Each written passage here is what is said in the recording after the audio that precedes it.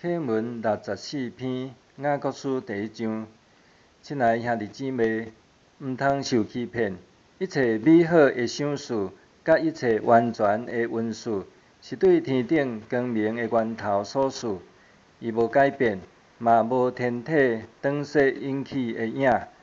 伊照家己的旨意，用真理的道来造咱，互咱伫受造的万物中有上重要的地位。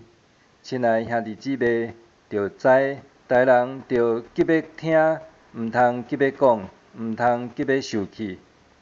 因为人会受气，袂当实现上帝公义的要求，所以着消除一切拉残的习惯，甲惯满的邪恶。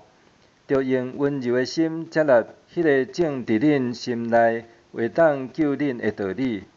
着实行道理，毋通骗家己讲，简单听道理就好。简单听道理，无去实行的人，拄亲像人照镜看家己生做啥款，家己详细看了一个离开，随时袂记得家己生做啥款。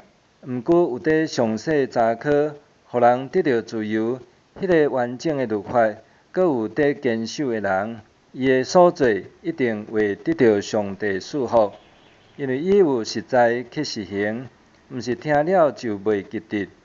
若有人想讲家己真敬虔，毋过无控制家己的喙舌，是咧欺骗家己。